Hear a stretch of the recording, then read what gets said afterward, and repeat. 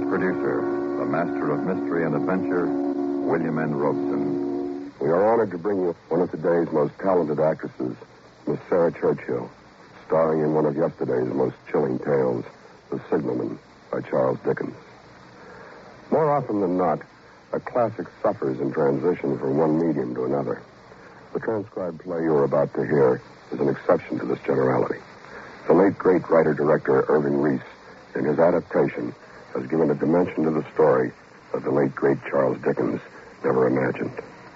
We suggest that you might find it interesting to read the Dickens story after listening to this, the Reese dramatization of The Signalman, starring Miss Sarah Churchill, a tale well calculated to keep you in suspense.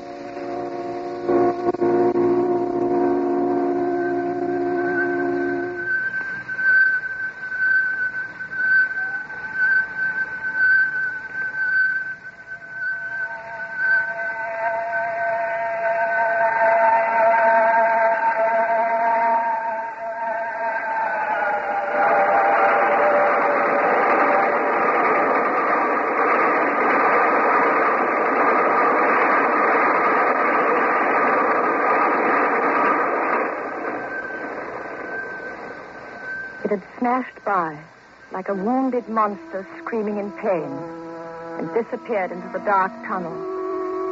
In those brief seconds, I'd relived the emotions of my childhood.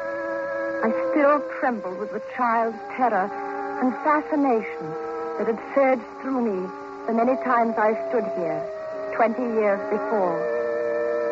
Nothing had changed. The steep, dripping wet walls of jagged stone that led down to the track. The gloomy mouth of the tunnel. The small signalman's shack huddled against the side of the cutting. Even the job was held by the same man they had told me in the village. He stood there, in the glow of an angry sunset, burning a signal flag around a short pole. I called to him. "Hello! Below!" Instead of looking up at me, he turned tensely to stare toward a red signal light that glowed at the mouth of the tunnel. "Hello, below there!" He finally turned, slowly it seemed to me, even fearfully, and looked up. He stared at me unanswering. I was afraid the suddenness of my call had unnerved him. I tried to compensate by being overly casual. "Hello! I would like to speak to you. Is there a path I can use to come down?" He stared silently a while longer, then finally pointed his flag to a spot in the cutting embankment. It was a zigzag path with small footholds cut through the clammy stone. A track seemed a mile below, but I was determined to get down. Midway, I sensed a vague vibration of earth and air, like a sound that could be felt but not heard. I tried to fight down a fear that suddenly gripped me. The air was filled with a violent pulsation. It seemed to have a force that could draw me down. I suddenly threw my hands up to my eyes as though to shut out some terrible sight. And then I flattened myself against a jagged rock and clutched hard.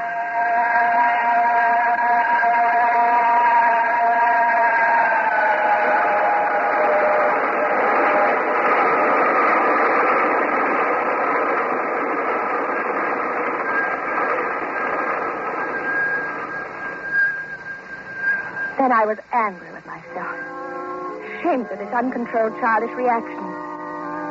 I could see the signalman still staring at me. I climbed down the rest of the way quickly and carelessly, and I walked towards him with a casual smile. He watched me expectantly. "Hello. I'm Amy Fair. I used to live in the village. I was anxious to speak to you. I'm sorry if I startled you when I called down." Why did you use those words? Those words? I hardly remember. I think I shouted, "Hello, below there," or something to that effect. Not to that effect, miss.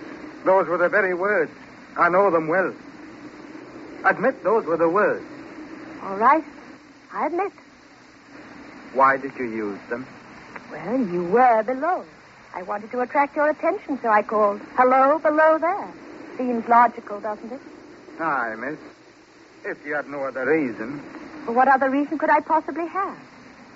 I thought you would tell me. Oh, I'm sorry. Maybe I shouldn't have come down. I think I've frightened you. Now, why would you think that, miss? Well, you stared at me as though you had a dread of me. Aye, miss. I was doubtful whether I'd seen you before. Well, if you have, it was when I was 8 years old, standing on that bridge over the tunnel up there. I used to love watching the train. This is my first visit back in 20 years. You don't believe me. I'm not certain. Where could you have seen me? Don't you know? Since I've been away for 20 years, Up there, by the red signal light at the mouth of the tunnel. That's why you turned and stared there when I first called. Aye. Well, what would I be doing up at the signal light? I don't know. I wish I... No, it's a mistake, miss. I haven't been well.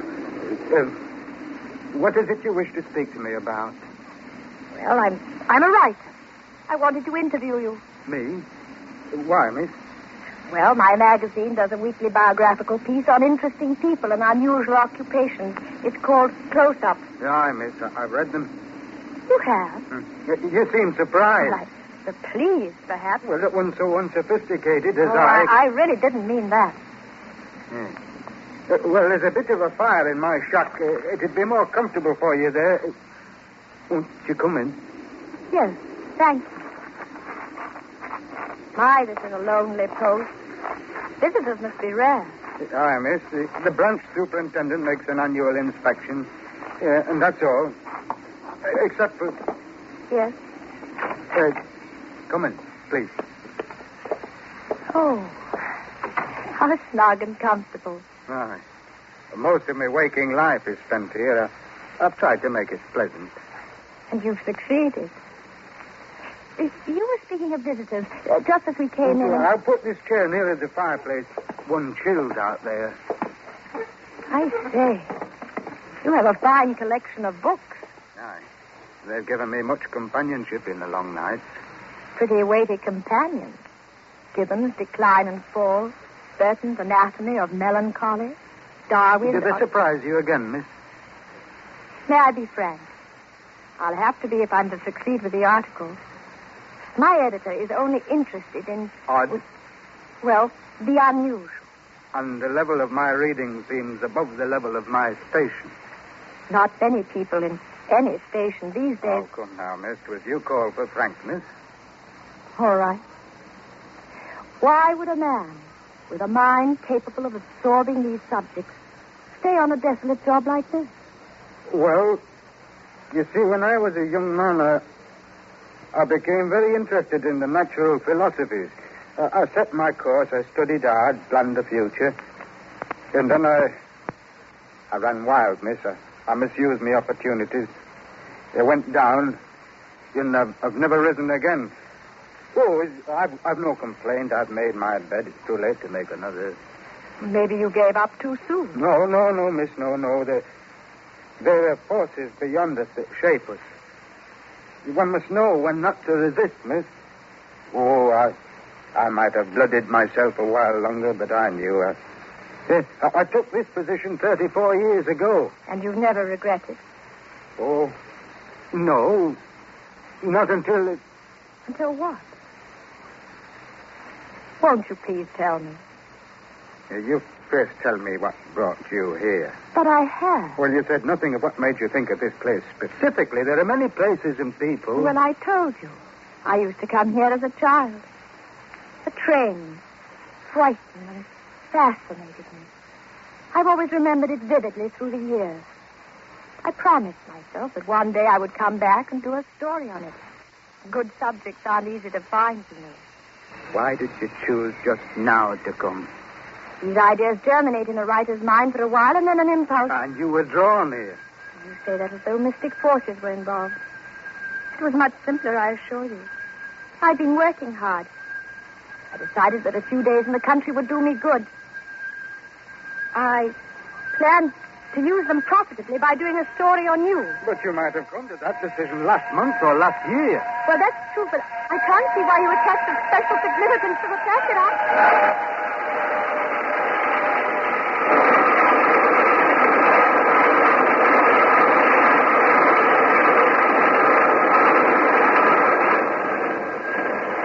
Why? Why did they frighten you so? Wouldn't you think I might outgrow that silly childish fear?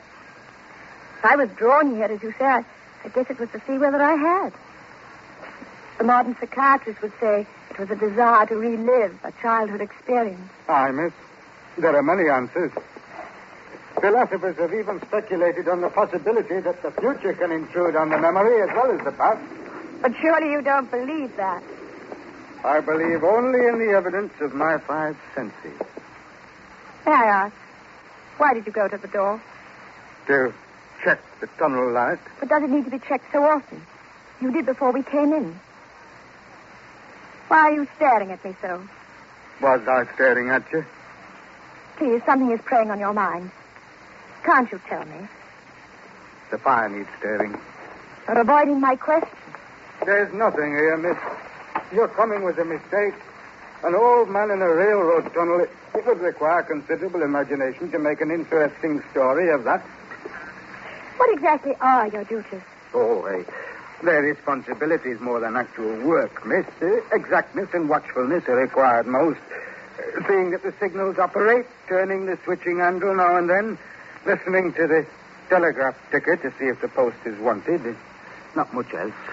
Do the hours weigh heavily through the night? It's very difficult to impart, miss. It's very difficult to speak of. Now, if you ever make another trip, I'll try to tell you. Yes, of course. And I will have to make several trips before the story takes shape. When may I come again? Tomorrow? Ah, miss, if you wish.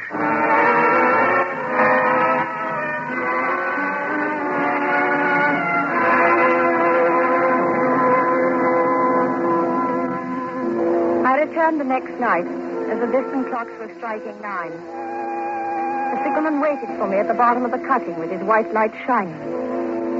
We walked silently to his shack, entered it and sat down by the fire.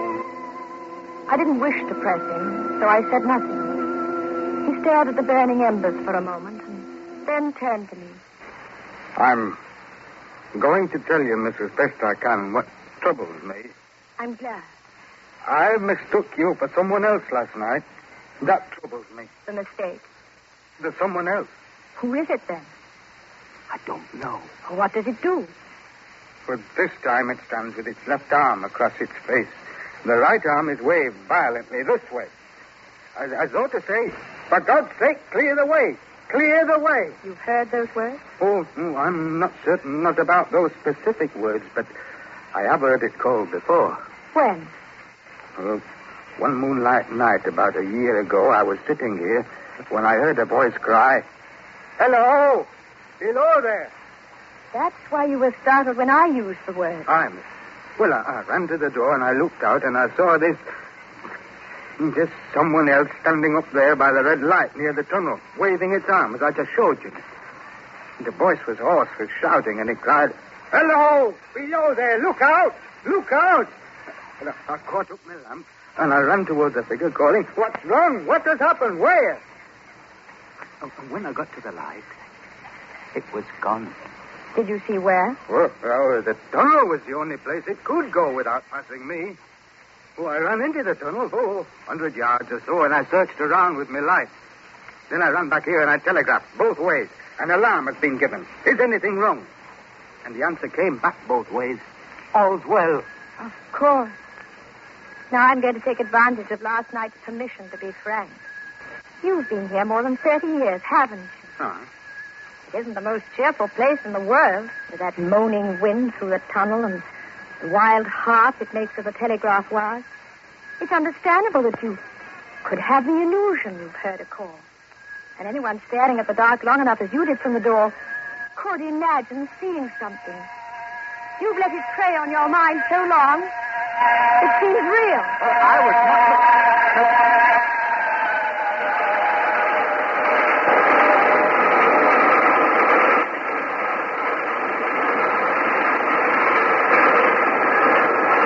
was not finished, miss. I'm sorry. Within 6 hours after it first appeared, the main line flyer crashed and derailed at the far end of the tunnel. And within 10 hours, the dead and the wounded were being brought through the tunnel over to the spot where the figure stood. A coincidence. A tragic, remarkable coincidence. But don't you see that... There is more, miss. Please forgive me. 6 or 7 months passed, and I'd recovered from the surprise and shock when, one morning, just as daylight was breaking, I looked toward the red light, and I saw it again. Did it cry out? No, it was silent. It didn't wave its arms? No, miss, no. It leaned against the post with both hands covering the eyes like this, as though to blot out some terrible sight.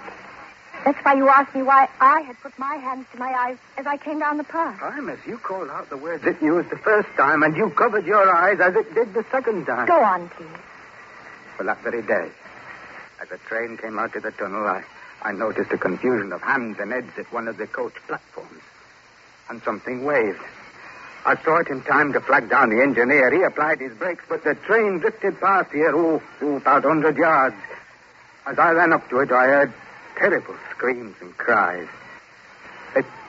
A beautiful young woman had fallen between the cars, and she was brought in here. She died on this very spot between them. How horrible. But I still don't see... One final word, miss, and you'll judge how my mind is troubled. It came back a week ago. And ever since, it's been there. At the light? Aye. It covers its eyes. It waves its arm. It shouts, "For God's sake, clear the way! Clear the way!" I've no rest or peace for it. It calls me many minutes together in an agonized manner. "Below there! Look out! Look out!" It stands waving at me. It sounds the telegraph ticker. Did it sound the ticker last night while I was here? Twice. I assure you it was your imagination. The ticker did not sound last night. No, I've never made a mistake after that, miss. I don't wonder that you failed to hear it, but I heard it. You hear it now? Aye. What is it saying? It isn't clear. I can help you, but you must face realistically what I have to say. Will you try? Aye. I'll try, miss. These accidents have shaken you deeply. You feel guilt about them, even though there was nothing you could do. You've let it prey on your mind until you imagined someone tried to warn you. I saw and heard that someone... Even the senses can deceive when the mind is under stress. Men dying of thirst on the desert imagine lakes and hear running streams. No, miss, the bodies of the dead were real enough. I'm speaking of what you imagined after the accident. If you let me, I'll prove to you, step by step, that the specter existed only in your fantasies. How can you prove that in the face of what I've just told you? By appealing to the intelligent, reasoning portion of your mind. Listen. You were positive when you first saw me that I was the specter that you saw at the light, weren't you? You used the same words. Well, now listen carefully. I appeal to the intelligent, well-read, reasonable man. 3 words. Hello below there. I was more than 100 feet away at the top of the embankment, and you were here below with darkness falling. And 3 words made you positive you had seen me before. Can't you see you were trying to fit something to what you already believe? But then you put your hands to your eyes. Further proof. You have allowed yourself to believe some disaster is about to befall. When I covered my eyes because of a childish fear, you fitted that to what you already believed. Oh, no, the telegraph ticker You was not... must hear me out. Would you at any other time, or would anyone at any time, believe that a telegraph ticker could sound in a room this small and be heard by one person and not the other? But I told you. Now, the most important proof. You said that when you went to the door last night, it was there by the red danger light. Aye, it was. Will you come to the door with me now and tell me if it is still there? Well, do you see it? No. No, miss. It's not there. And I'm going to prove to you that it never was there. I studied the light from the top of the hill before I came down tonight. The post is at least 7 feet high. The light is shielded with a hood. Even if a person stood directly under it or in front of it, they would be in complete shadow, in darkness. You couldn't see that person from this door, and you couldn't see that person if you walked within a few yards of her or him or it. I'm going to walk up the incline now to the light. and prove it to you. I walked up the inclining tracks towards the red light at the mouth of the tunnel. Chill, dank wind had an edge like a cold knife. When I got to the light post, I stood directly under it. No portion of the red glow reached me. I was lost, completely in the dark. I saw the signalman silhouetted in the yellow light of the doorway. Hello? Can you see me? Hello below there. Can you see me? No. Good. Now start walking toward me and tell me when you can see me. He stepped between the rails of the northbound tracks on a line with the red signal light and walked toward me. Suddenly, the icy hand of my childhood dread gripped me. There was a vague vibration of the earth and air. Far behind him, coming up the grade fast, I could begin to see the glow of the locomotive's light. Look out! Look out! For God's sake, clear the way! Clear the way! He walked as though in a spell. He didn't hear me. Oh, he wouldn't hear me. I was rooted to the gravel. I threw my left arm up to my eyes and waved my right arm frantically. Below there! Look out! Look out! For God's sake! Clear the way!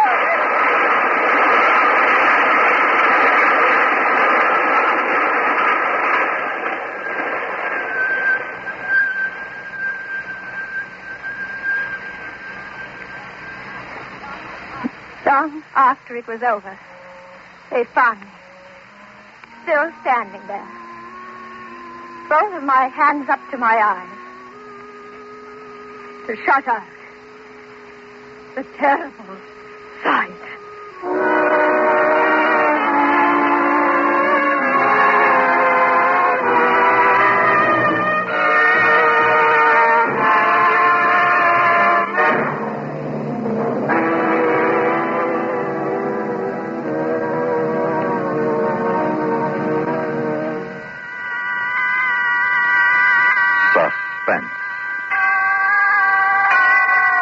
In which Miss Sarah Churchill starred in Irving Reese adaptation of Charles Dickens' story, The Signalman.